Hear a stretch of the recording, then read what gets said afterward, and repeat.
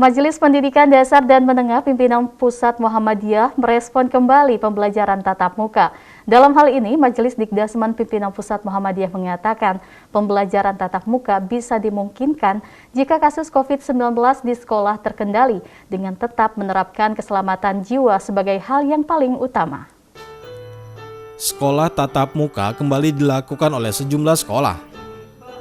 Menurut Ketua Majelis Dikdasmen Pimpinan Pusat Muhammadiyah Sungkowo, sekolah tatap muka perlu melakukan prinsip kehati-hatian dalam penetapan pembelajaran tatap muka di beberapa daerah. Menurut Sungkowo, hingga saat ini Majelis Dikdasmen sudah mempersiapkan standar operasional untuk menentukan mekanisme sekolah tatap muka. Sungkowo menekankan koordinasi perlu dilakukan pihak sekolah dan orang tua siswa. Ia pun menekankan protokol kesehatan yang ketat perlu dilakukan jika sekolah tatap muka dilakukan.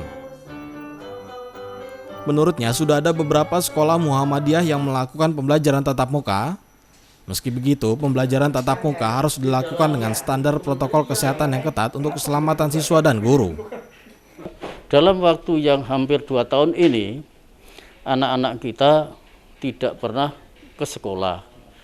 Rindulah ke sekolah, rindu dengan gurunya, dengan teman-temannya. Bahkan kalau kita lihat kelas 1 pada waktu itu yang baru setengah semester langsung daring itu juga sampai sekarang sudah kelas 3 misalnya. Ini juga ya jadi soal.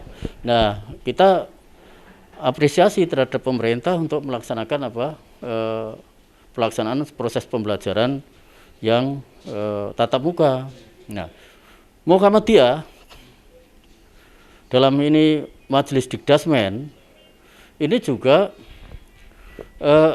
sudah mempersiapkan tatap muka, pembelajaran tatap muka ini, tetapi sekali lagi bahwa pembelajaran tatap muka ini yang pertama kita harus memperhatikan kesehatan peserta didik yang harus kita perhatikan.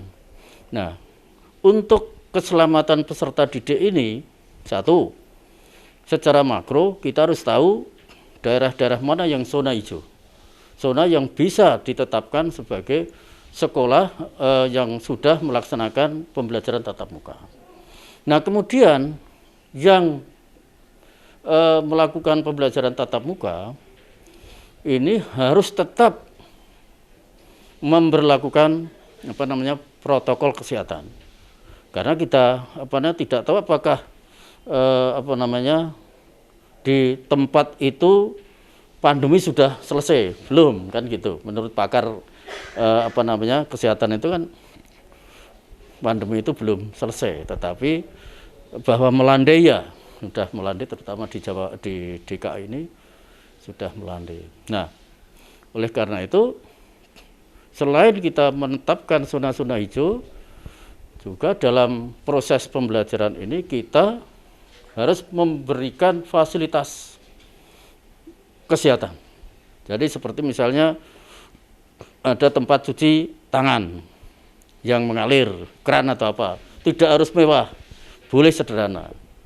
Kemudian di situ kita menyediakan masker untuk cadangan apabila anak dan orang tua waktu mengantar anak-anak kita itu misalnya lupa membawa masker dan sebagainya, kita kasih. Kemudian kita menyediakan hand sanitizer, kan gitu.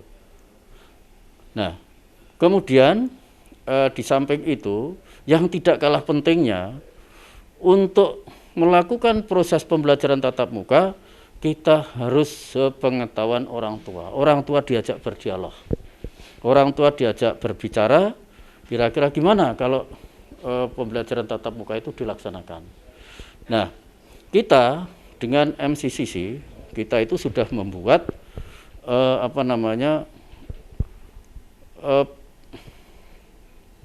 SOP dalam proses pembelajaran. Ini tertuang dalam surat edaran kami nomor 87 tahun bulan Februari tahun 2021 itu. Ini untuk bagi mereka-mereka yang ingin melakukan pembelajaran tatap muka. Sekarang sudah banyaklah yang melakukan pembelajaran tatap muka ini, terutama di pesantren-pesantren Muhammadiyah dan juga ada sebagian sekolah yang sudah mulai berani melakukan proses pembelajaran tatap muka. Belum, kita masih bersama-sama dengan MCCC sudah mengevaluasi, nanti malam kami akan rapat ini dengan MCCC. Tapi untuk pesantren Muhammadiyah sudah melakukan pembelajaran ya? Iya, sudah banyak, seperti misalnya sekolah baru di Jonggol sudah di mana? Kohar Ariski, Tiro Prasetyo memberitakan.